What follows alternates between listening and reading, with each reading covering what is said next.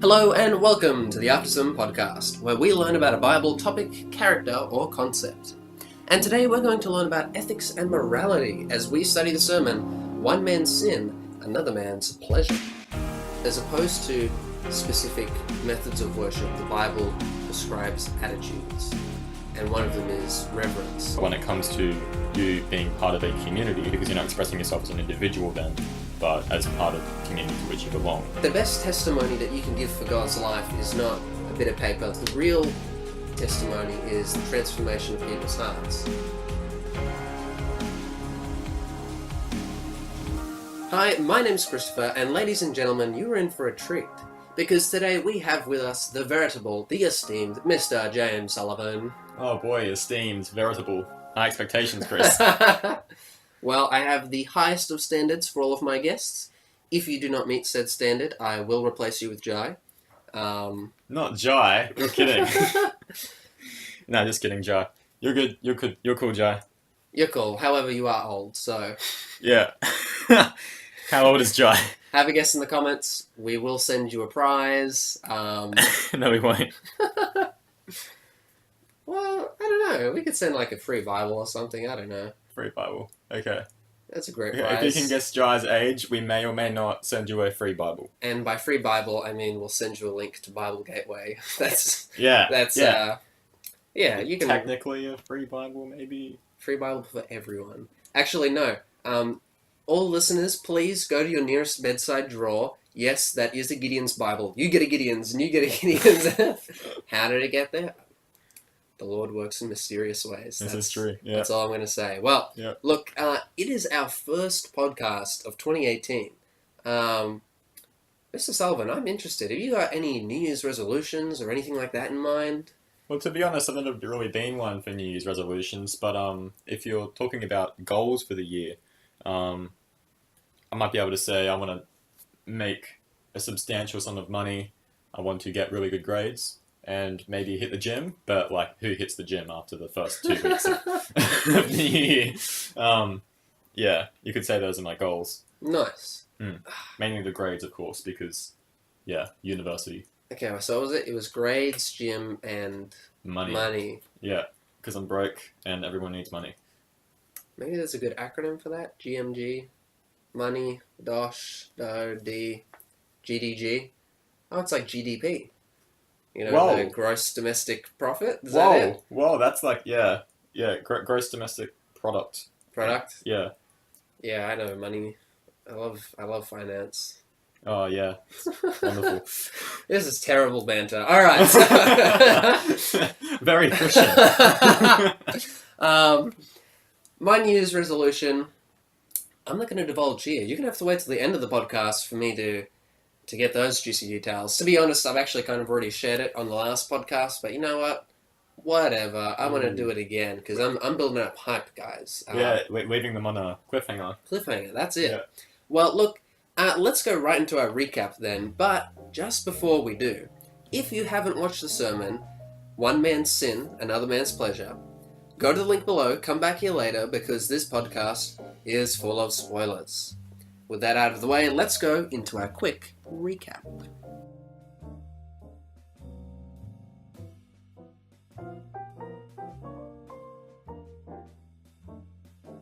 So the sermon begins by asking an intriguing question. That is, how is it that one man can be completely justified in committing what another man considers to be sin? Or, is it even possible?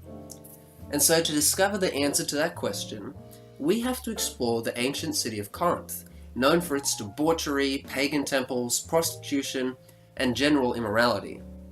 It is here that the Apostle Paul discovers that the Christian church in Corinth has become divided in their approaches to morality and ethics due to misunderstandings over end-time events. Both groups believe that the second coming has already arrived, but come to very different conclusions from there. One group believes that since they must be in heaven, that must mean that they cannot sin, and so indulge in all sorts of debauchery, including visiting prostitutes, dressing like prostitutes to church, and committing heinous sexual sins. The other group veers to the other extreme, believing that anything from which they derive pleasure is sinful, and thus abstain from sex and marriage altogether. And so, Paul explains to the church that although they have inherited eternal life, they have not yet been taken to heaven. Therefore, it is not okay to commit sexual sins, and it is okay to engage in marriage. All the while, Paul is emphasizing the importance of mutuality and cooperation in the church in order that they can unite a shared vision. Finally, Paul addresses a clash between the two ethical systems. There is a disagreement over whether or not it is moral to eat meat given to idols. Paul states that such a topic is neither morally good nor morally evil, but is adiaphora, a Greek word for morally inconsequential. He states that since the topic is null and void, the church must be sensitive to the conscience of its believers. Both parties must be willing to compromise and utilize the mutuality he has been emphasizing, in order to ensure that no one's ethical principles are violated and that no one sins. Thus, we are given an important lesson for the church today, to make sure that we do not divide our church over matters which are adiaphora, but instead be sensitive to conscience and realize that one man's sin may just be another man's pleasure.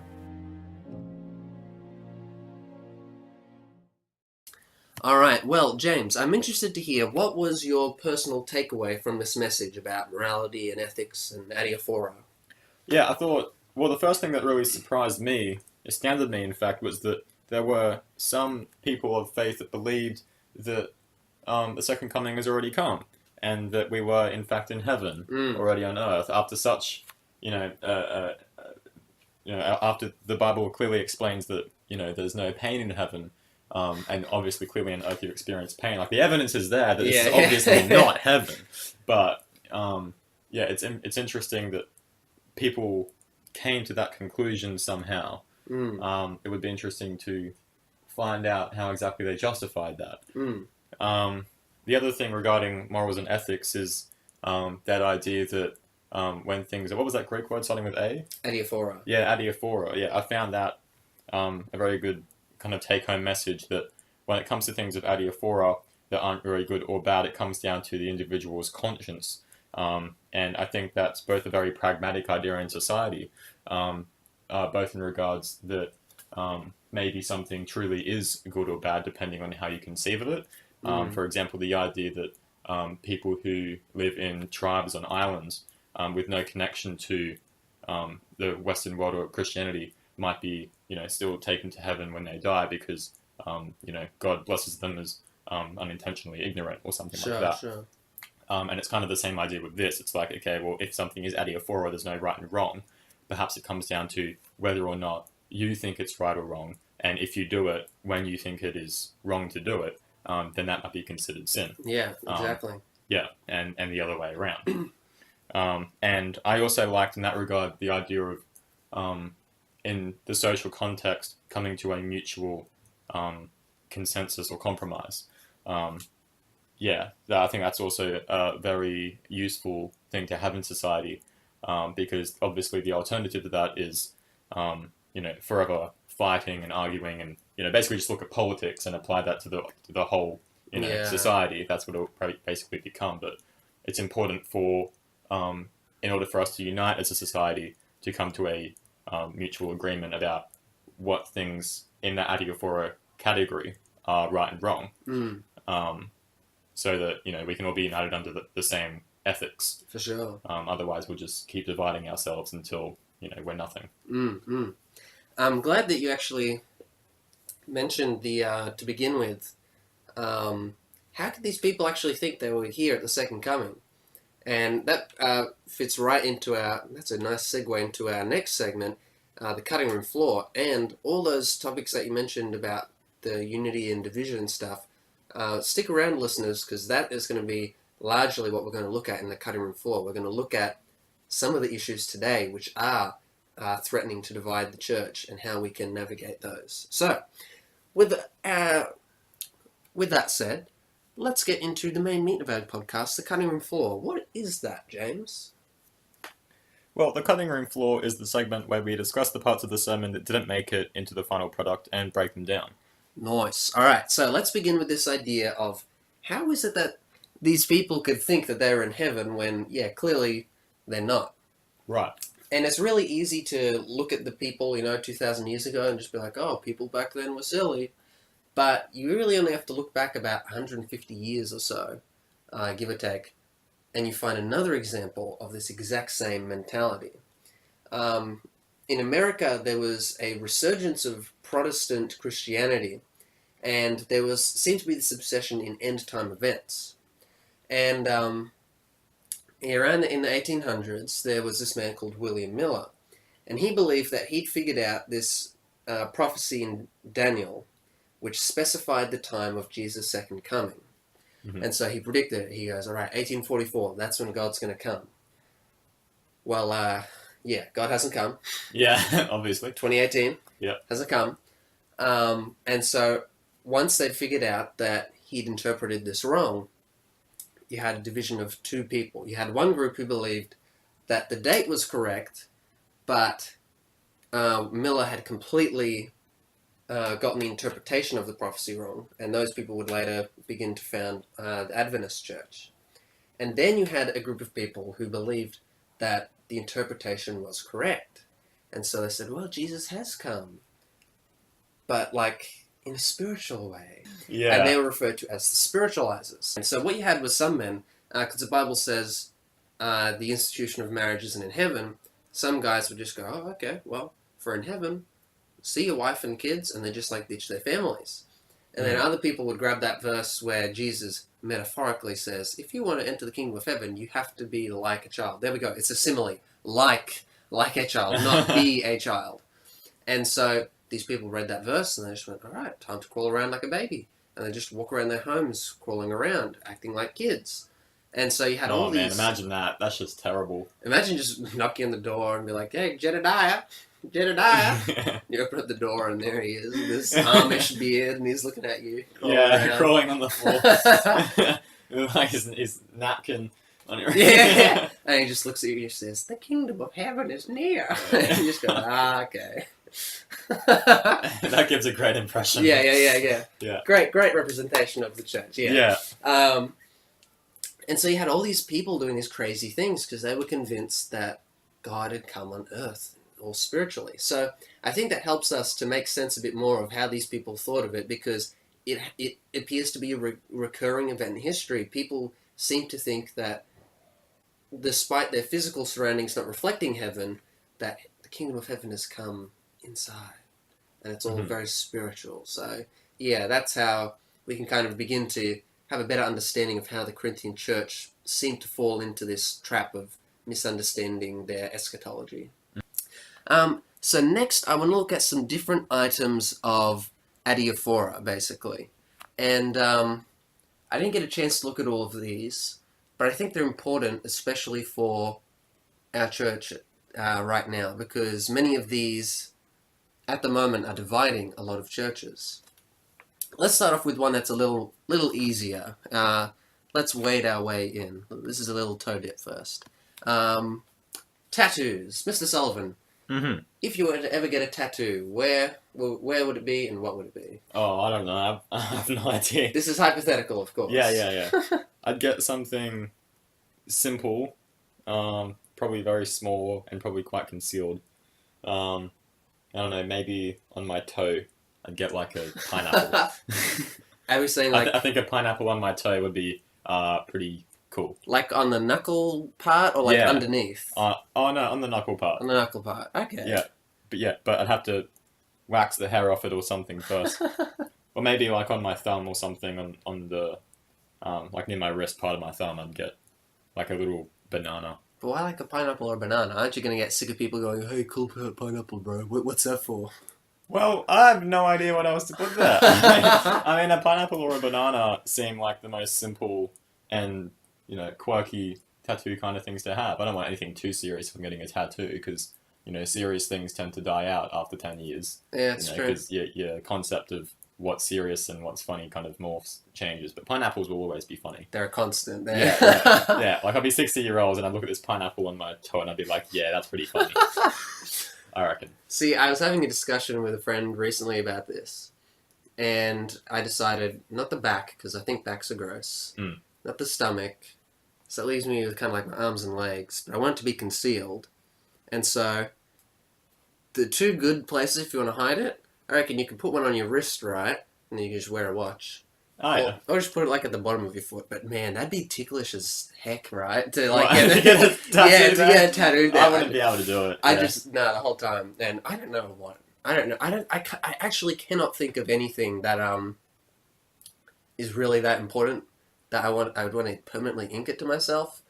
I don't know. No, I don't think any of that kind of stays with you your whole life, to be honest. No. Well, that's a perfect segue to get into why this topic is probably a little bit adiaphora. I'm happy for people to, contend with me on this one. But here's basically the idea that I've come towards. A lot of Christians have asked me, and I know it's a common question. They go, "Is it okay for a Christian to get a tattoo?" And most people will point to this verse in Leviticus 28 that says, "Do not get a tattoo," right? Mm. However, the verse says, "Do not cut your bodies or tattoo your bodies for the dead." So really, the context is talking about is basically these pagan rituals. Oh, yeah. Now, when you go down to the ink shop, you're not thinking of doing this in a pagan ritual. You're not doing it for the dead. You're not looking at it as self-harm or anything like this. It's just like, oh, hey, wouldn't this be cool? Yeah. So I think the Leviticus verse is not the strongest argument that you can use if you want to oppose getting tattoos. I think that what we see in the Church of Corinth is a way better way of looking at it. So, for example, as we said, the libertines, they just thought to themselves, oh, hey, if we're in heaven, I get to dress how I want. I'm going to dress with my hair down, which was the way that the prostitutes in Corinth dressed. Yeah. And Paul was like, okay, look, there's nothing wrong with wearing your hair down, but there is in this city. Mm. In the culture that you're in at the moment, you're offending the people, and you're also not creating a good impression for the church. And I think in a similar way, you can apply that principle. And tattoos have a social stigma in our society as well. And even depending on where in the body it is and what it is, you give an impression of who you are because we have these mindsets of, you see a guy with a full-on sleeve, you're like, oh, geez, he's tough. Or, we have all these stereotypes and associations with people who have tattoos. Mm. And so I think in the same way, you could say, well, look, there might not be anything wrong with actually, inking your skin, but it doesn't create a good impression of the church, or it gives a false impression of the church, or the people around you in your culture may not be appreciative of it. So I think that's actually a better argument as to why a Christian shouldn't get a tattoo, namely through the fact that, it doesn't quite fit in with the culture that we have, and it doesn't give... Yeah. Well, it carries a kind of meaning. It does. Based on social context. And I think that a lot of ethics come down to that as well. Like a lot of adiaphora type ethical principles might come down to what your conscience thinks is right and wrong. And then your conscience might be predicated on the social, like the socio-cultural factors as well. Mm. Like, I don't know, if a society deems circumcision as a sin, and then you go and get your kid circumcised, that might be wrong in that culture. Mm. When it comes to giving a bad impression of the church, I think that's actually a very good reason not to get a tattoo. Yeah, you can also express yourself in ways that you disagree with society, So maybe you think that people who get tattoos are really friendly people, who are really nice and accepting and loving, and and if you think that and you get a tattoo and you disagree with the rest of society, that's probably just as okay because it doesn't violate your conscience in any way. However, when it comes to you being part of a community and then you giving a bad image of that community by your own choice, that's something that you definitely have to consider before expressing yourself in a certain way, because you're not expressing yourself as an individual then, but as part of the community to which you belong. Yeah, you're a representative. You're like an ambassador. Right. I had one of my lecturers last year tell me this. He said one of his old lecturers gave him this challenge. You know how like bishops or whatever, the old school types, they have that weird thing around their neck, the black and white thing. Oh, yeah. He called it the dog collar. And he says, all right, I challenge you guys to wear the dog collar for a week and see how differently you act, right? Because when you just like dress anonymously and no one knows that you're a Christian or whatever, you probably act differently.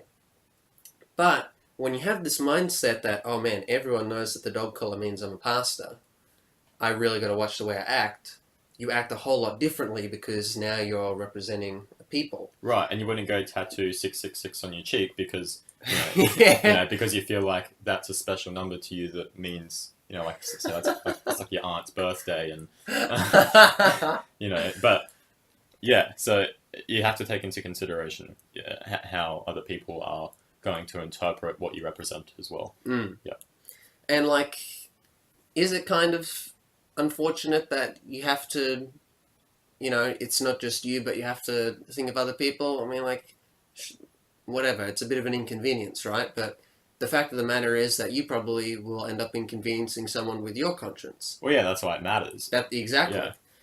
And so it has to be this mutual reciprocation in the church. It's self-sacrificing. It's being selfless for the other people. Right. Yeah, like you may not care about being judged for having a tattoo, but maybe the other people who people associate with you will be judged by you having a tattoo and by you belonging to the same community as them. Mm. And so you're putting not only yourself but someone else on the line, to have that consequence applied to them. Yeah.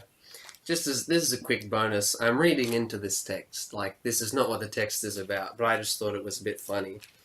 In 2 Corinthians, Paul is talking about how some people are boasting about these letters of recommendation that they have as really cool apostles. And here's what he says in 2 Corinthians chapter 3, verse 1. He says, "Do we begin again to commend ourselves? Or do we need, as some others, epistles or commendation to you, or letters of commendation from you? You are our epistle, written in our hearts, known and read by all men. Clearly, you are an epistle of Christ, ministered by us, written not with ink, but by the Spirit of the living God, not on tablets of stone, but on tablets of flesh, that is, of the heart." So, like, I'm reading into it, but what he's talking about is, he says, the best testimony that you can give for God's life is not a bit of paper that says, I've been recommended as a really good apostle for Jesus. Here's how many people I have baptized. He says the real testimony is the transformation of people's hearts. And he says, it's written on flesh, written on the heart, not on stone, and not with ink. I just love that he says ink specifically. Yeah. And I think, like, you could apply that. Again, I'm reading into it, but I think you could apply that to people who, like, write hectic Bible verses in, Greek or Hebrew on their arms or whatever. Yeah. Like, this will remind me of Jesus. Yeah.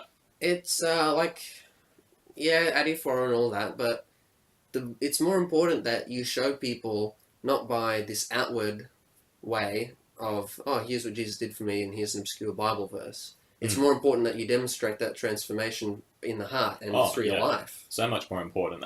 Because demonstrating that through your heart actually has an impact on society. If someone else sees a Bible verse written on your arm, they think, okay, cool, that's a cool Bible verse, that guy must be a Christian. But, you show them, the Christian heart, and then they might actually be influenced by that, and that actually has a broader effect than simply, writing down a verse and then displaying it to the world. I mean, you might as well just give them the Bible if you're going to do that. Yeah, you're only giving them the one verse, give them the whole thing. Pretty much. Why are you limiting it so much? Oh, man. Yeah. I would love it if someone started a ministry, right? They just, like, tattooed, like, a whole psalm, or, like, the Gospel of John on their back or whatever. Just walked around the streets with their back off, and people, like, coming and reading. Yeah. Someone start that ministry, please. Not me. That'd be very fun to watch. Yeah. Yeah. Yeah, I think a lot of the reason why people do it, of course, is because, they feel strongly about something and want to express it, and definitely, all empathy to that. You want to express who you are in terms of your fashion, so you wear certain clothes, and it's the same thing with tattoos. You want to express that you're a very devout Christian. You might tattoo a Bible verse or a cross on yourself. But it's not the most legitimate way to express true Christianity. It might be a way, but yeah, like you said, if you really want to make that expression, do it through the heart. Nice. Well, let's go to our next topic. We're getting contentions.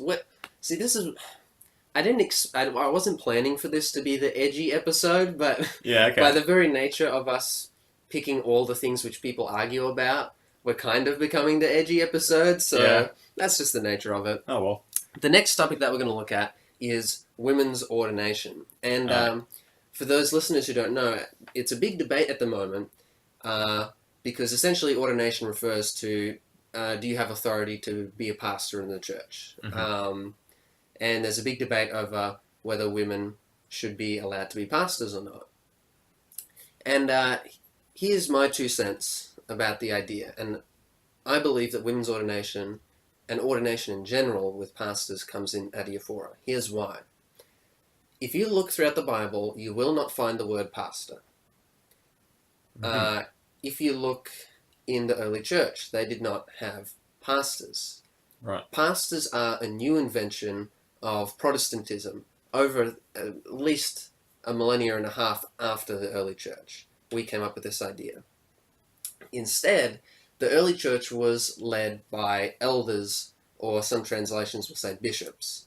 And it just meant like a group of people who run the church together. There wasn't like this one guy. And when you think of people like Paul and the other apostles, they weren't pastors, they were apostles. Or we would likely call them like evangelists. They would travel around and do stuff.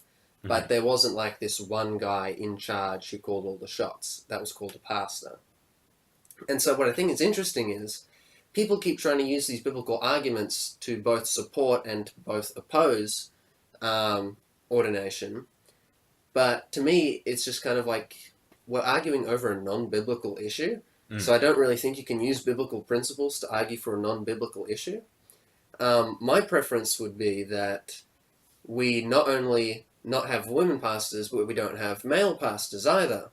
I would really like to see the church go back to the early church model where we didn't have pastors and instead the church was run by elders. That'd be great. And then, if we want to continue with the early church model, fire your pastor, rehire him as an evangelist. Get these people traveling around and doing stuff like that. And when the lay people, or just like the congregation, the elders, become responsible for the church and not the pastor, they become way more self-sufficient and more self-motivated. So to me, I think that issue comes in adiaphora because, again, it's like, well, the Bible doesn't say anything about pastors, so can't really argue whether it's good or bad. It's just like a thing we made up. Right. So you can do whatever you want with it. Yeah. Well, here's the thing. I would rather we just, again, the ideal would be to eliminate the role of pastor because... Ideally, because at the moment, a lot of churches are they're close to splitting over this issue. And regardless of whether they end up saying yes or they say no, people are going to be unhappy, right? And so I think that split in some cases may be inevitable, which sucks because this is exactly what Paul was trying to stop, situations like this. Yeah. Splitting over dumb stuff that is just like, nothing. It's like, but I think the other thing we need to take into consideration as well, and I want to say this, I think too many people expect change too quickly. I think we need to be patient as we transition into these ideas, right? Right. Because we've had pastors for a long time now. This is heavily ingrained and entrenched in not only our traditions, but basically in our global organization as a church. This is the way it runs on a global scale. Yeah. It takes time to change something like that, you know? And not only that, but the mindsets of people need to change. So I think we need to understand that progress can be slow, but I think that gradual burn is what we kind of need, you know? You can't just change an entire organization and the attitudes of people overnight. It has to be something gradual. Right. And furthermore, we have to work with the system that we currently have. Like, I like to say, democracy is like the best worst option we have. Yeah, it's a really good saying. Yeah. It's not ideal, but it's the best thing we've got. Like, there's not really a perfect system of government, so I'll take democracy over anything else, thank you very much. Right. In the same way... It's the one that's the least catastrophic. Yeah, it's the least bad way, yeah. Yeah. It's like a necessary evil, because it's like, well, it's less evil than that one over there. Yeah. So in the same way, like for example, people could point the finger at me and go, "This is rich coming from you, Christopher, studying to be a pastor, saying I wish we didn't have pastors." Yeah. But the fact of the matter is, myself and everyone else called to ministry, basically our options right now are to either go into chaplaincy or pastorship. We have to work within the best, worst option that we have.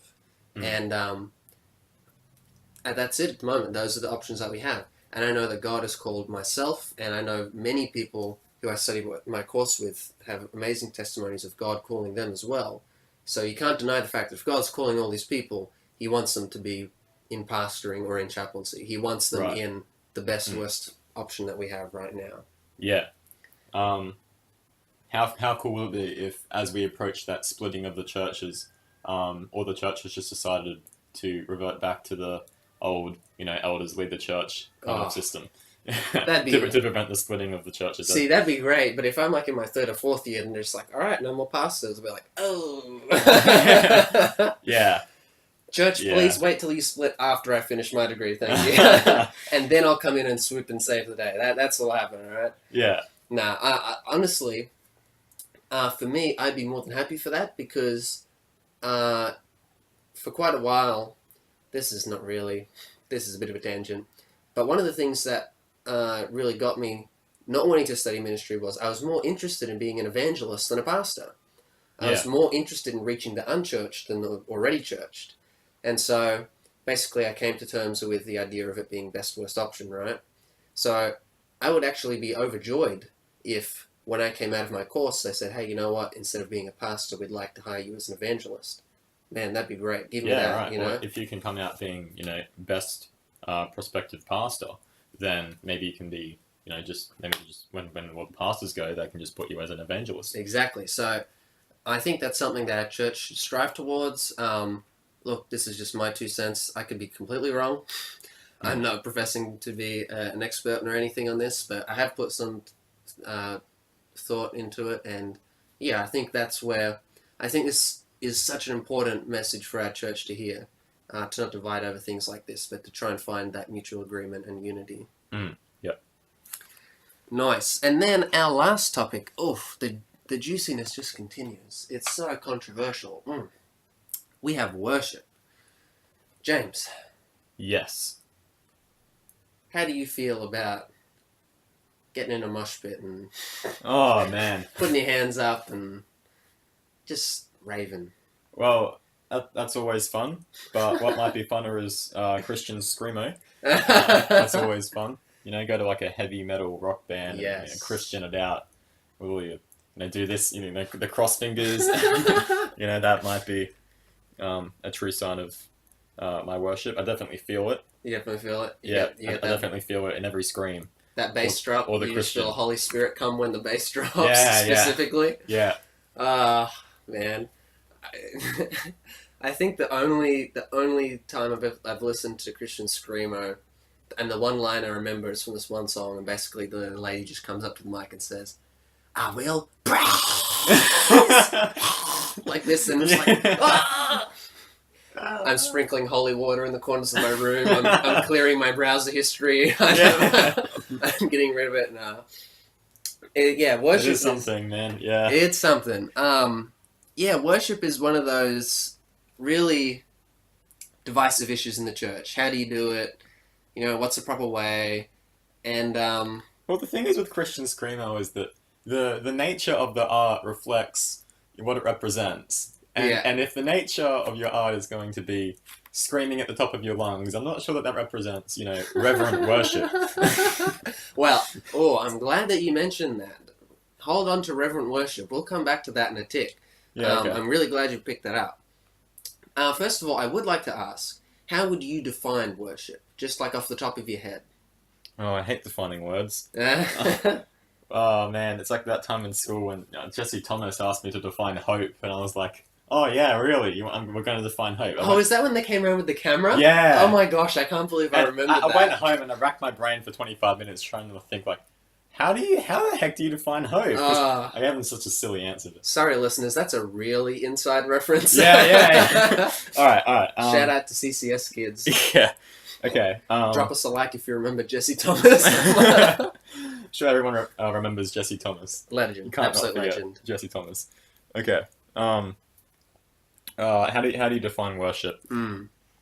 Worship is dedicating a part of, you could say, your being or your time or some construct of your being, to, usually for a time, to something greater, that you have reverence towards, I would say. Mm. Um, yeah.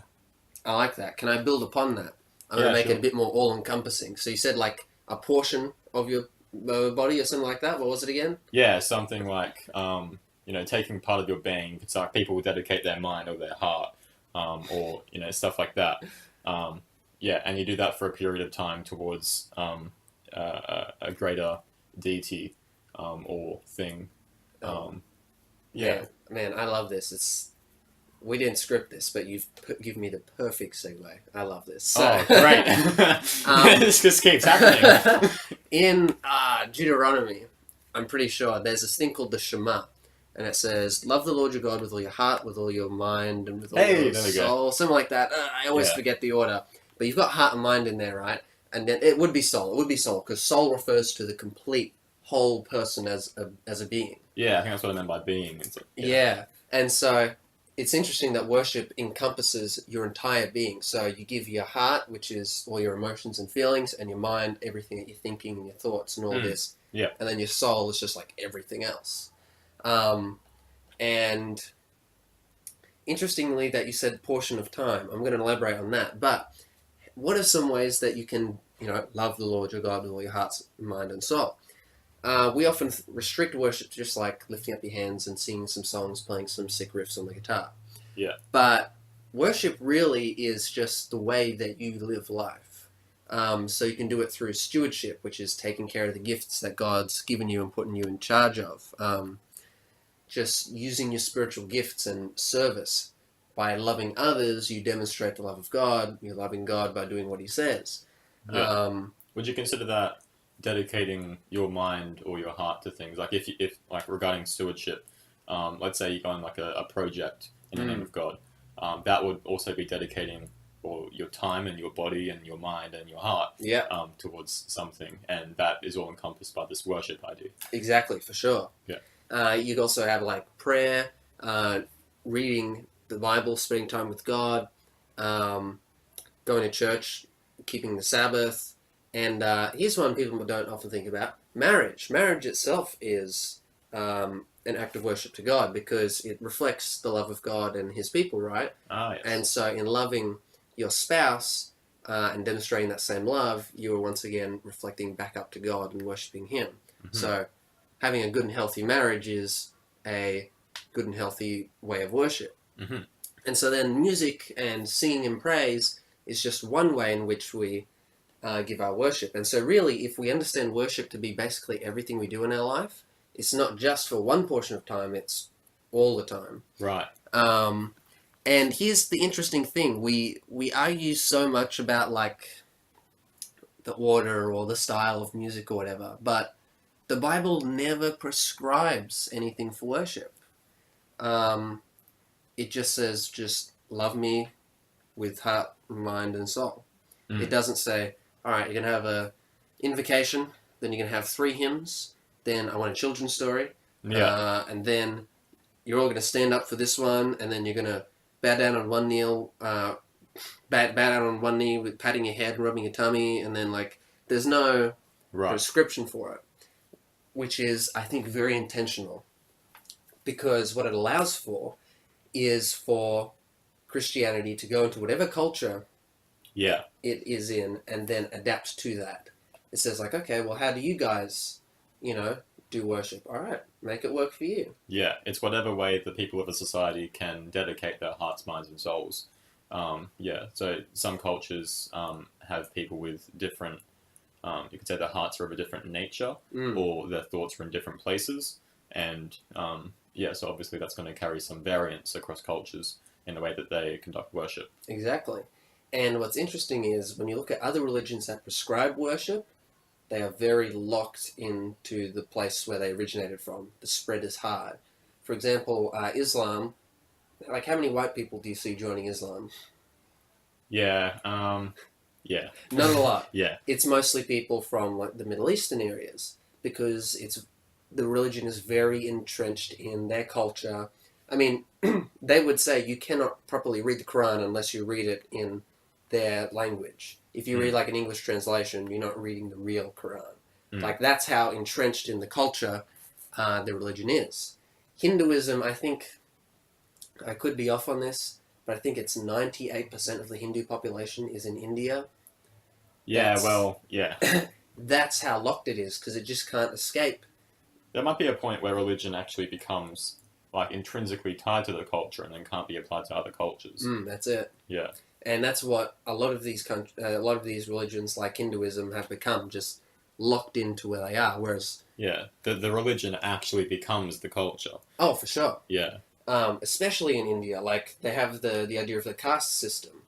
That is a social order which is based upon the ideas of karma and dharma and reincarnation, Mm. completely entrenched in the religious beliefs. Yeah. And so, yeah, the Bible never really gives us any prescribed order or method. So, what does it do then? You mentioned something before, a reverential attitude. Do you want to elaborate on that a bit? What are you thinking when you say, pardon me, what are you thinking when you say that? Reverence. It's kind of a kind of special respect or glory given to something which you consider as above yourself.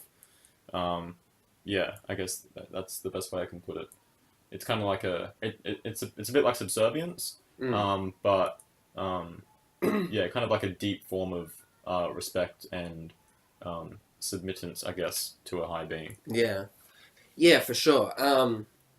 And what's interesting is, I'm glad that you mentioned this idea of, I like that you said attitude of reverence. Because as opposed to specific methods of worship, the Bible prescribes attitudes. And one of them is reverence. The Hebrew word often used is shakar, and it means to bow down, prostrate, like on the ground. So you're showing respect. Yeah. And in the Greek, the word for worship used is often proskuneo. Proskuneo? Yeah, proskuneo. Which just means like to kiss the hand of someone. So another gesture of demonstrating respect. Another attitude that worship can't have is it can't be focused on yourself, right? Yeah. Because immediately, as soon as it becomes focused on self, you've stopped being worshipped. Well, yeah. Yeah. It's violated the definition. And I'm going to tread on a few toes here. Okay.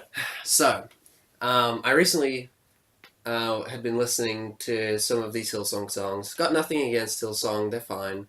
But there's this one song, I think it's This Is Living. And in the middle of it, they have this like minute-long rap where like the song basically stops, all the singers stop, and one guy just does this long rap. And I got to see a performance of this. And what I noticed was everyone's, clapping and cheering for the guy rapping. And I kind of thought to myself, I feel like for that minute, we kind of lost the idea of worship. Right. We were all clapping and cheering that guy doing the rap. Right. We weren't clapping and cheering for God or cheering about the lyrics because of God. We're all going, yeah, man, you can do it. Whoa, sick rap. It's Right. like, oh, I feel like we lost the spirit of worship in that little minute there. Yeah. No, definitely. It's the same thing with the Pope. Yeah.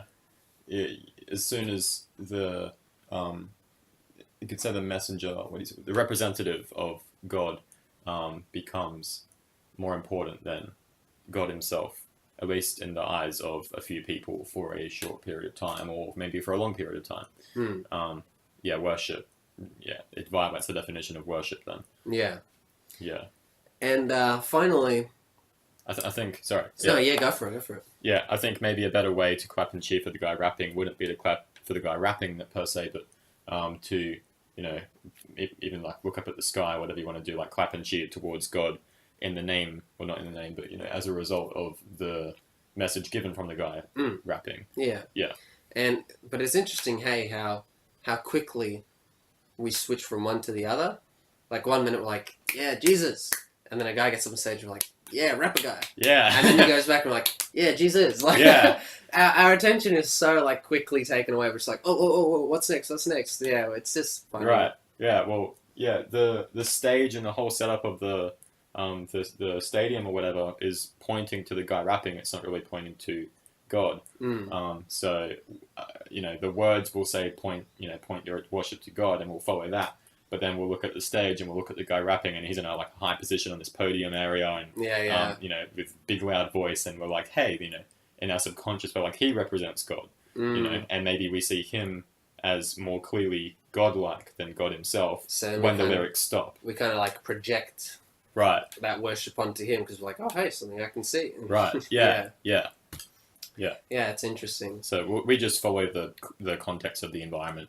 And if the lyrics say point to God, we'll point to God, and if the lyrics say point to me, we'll point to them. Yeah.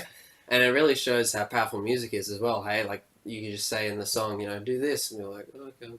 Oh, definitely, especially when there's plenty of emotions involved. Yeah. There's this idea that music is basically a concentrated form of meaning, in all of the forms of meaning, usually carried through emotion, and so through tones. So when you say words through language, you can say it in an angry tone or a sad tone or a happy tone, and then you take those tones and you can actually make a melody out of them, and then you put them into a song as a concentrated form of the meaning behind that language. So meaning is definitely a very powerful thing, and I think that's why we use it for worship. However, that power can also be used, to point us away from worship just as easily, and I think that's what a lot of people get wrong when they start, going into things like Christian screamo. Yeah. Especially for the wrong reasons. But like, if you really feel in your heart, that Christian screamo is the best way to dedicate your mind, heart, and soul to the Lord Himself, then by all means, if you feel like it, listening to Christian screamo or singing. Screaming too? I don't know. Screaming Christian screamo makes you feel a powerful form of reverence towards God, then I guess by all means that's the way that you worship. But hard to do when you're screaming at the top of your lungs. So let's put it in adiaphora and then say, all right, so if other people don't appreciate Christian screamo, maybe don't pump it up to 11 when they're in your car. Yeah, you could say that's the mutual social compromise. Yeah. That's a good one, yeah. And then finally, the last thing that the Bible tells us about worship is the content. Your content needs to be focused on Jesus. If it's not focused on Jesus or not focused on God, then again, you've lost the point of worship. As soon as it focuses on something or someone else, you're not even trying. So really, that's all that we get told about with worship. We're never told what type of songs, what style. Worship is supposed to reflect, to a point, the culture that we live in. Not in like, now people are going to take it out of context now. Not in like the ideals of the culture, but just like, the style or whatever, That's just how we express ourselves. So of course, naturally, we express ourselves in the same way to God. So as long as that style does not violate a reverential attitude, as long as it maintains the notion of worship being centered on Jesus and not on self, and is purely about God, then that's fine. The early Christian church, they literally just like ripped the Jewish synagogue system and was like, all right, this is what we do now. Yeah. In Europe, they turned into like the Gregorian chants and stuff because that's just what music was. They reflected the time. In fact, in the early medieval church, organs weren't allowed for a long time because they were used in, I forget where, but they were seen as like this new fangled instrument. It was like, you can't, it's the devil's instrument, Really? Yeah. Organs.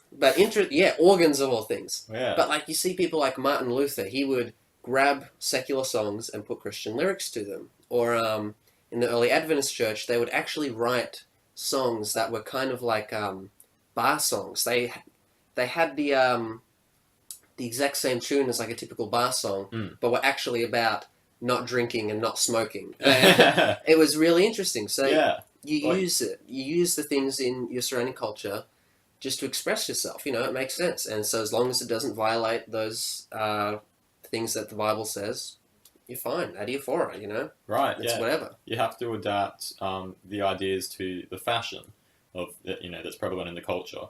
In the same way that you could say that if you were comparing a kid from America or the United Kingdom to a kid in some tribe on an island far away, or in the Amazon or something, the idea might be, go and wield your sword and fight. And so in the UK, the kid might dream of carrying a sword and shield and attacking a dragon or something. But in the Amazon jungle, the kid might think carry his bow and arrow, and sneak around the trees and it's the same idea. It's just represented in a different fashion. Yes. And as long as you keep the ideas consistent, I don't think it matters what fashion you represent it in. Which is why God doesn't say specifically worship in this way. And the other thing is, your relationship with God is personal, right? You interact differently with one friend than you do with another. And, so, for example, me and my brothers share the same father, but our relationships will be different. We'll treat him differently, we have a unique relationship. So in the same way, it makes sense that we all express ourselves differently to God. Mm-hmm. And as you said, if the ideas are there, why not, Right. So, those are all our topics of Adiaphora. The last thing I want to do is just a quick little caveat. The book of Corinthians is actually full of these things called Pauline slogans. And essentially what they are is... Corinthian slogans. And essentially the Corinthians had all these little quips or sayings, and Paul will quote them throughout the book. And so it's really hard to tell whether some of the things that Paul writes is him talking or one of these sketchy Corinthian slogans. Yeah. And you can find entire charts where people are like, all right, this verse is, this verse isn't. There's no consensus. It's so difficult. Because think about this, when you write a letter, you're not like, hey, remember this thing you said? Yeah. You just quote them because you just go, they'll understand what I mean. Right. So when the church in Corinth reads it, they go, hey, there's our slogan. Oh, he just shredded it. Yeah. Whereas when we read it 2,000 years later, we're like, that's weird for you to say, Paul. Yeah. When really he's quoting the Corinthians. Right. And I think my favorite one is 1 Corinthians 7, verses 1 and 2. He says, regarding what you wrote to me. Now, do you phrase it like this? Regarding what you wrote to me, it is good for a man not to touch a woman. So he's saying, is it like, you asked me, here's my answer? Or is it, regarding what you wrote to me, a man should not touch a woman? Yeah. As in, you were the ones who quoted it. Because the Greek has no punctuation, it's so hard to tell. But then you read the rest of the context and you go, oh, okay, he's quoting them. This is the ascetics. They think it's bad, and he has to convince them that it's good. Yeah. But so many people read that and are just like, oh, okay, I guess it's good for a man not to touch a woman. You're just like, oh, no. Context matters. Context, please. Good hermeneutics, thanks. But, yeah, so if you want, I recommend having a bit of a Google, and you'll find some stuff about the Corinthian slogans. It's an interesting topic, and I'll let you be the judge as to which verses are Paul and which ones are the church in Corinth.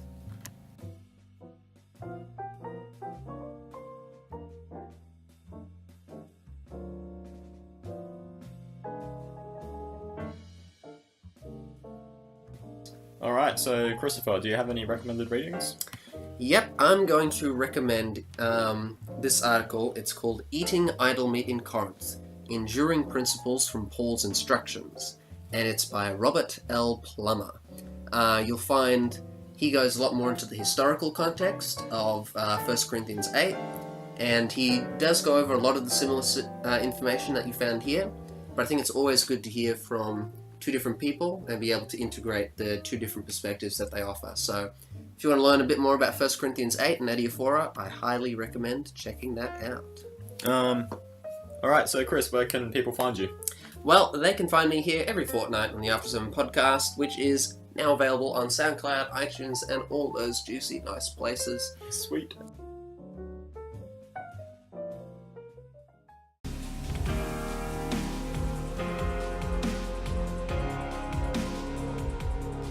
Thank you so much for supporting us, guys, and listening in with us today.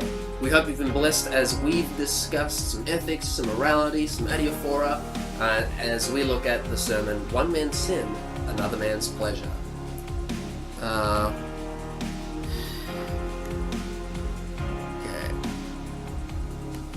Make sure to come back in a fortnight for our next episode.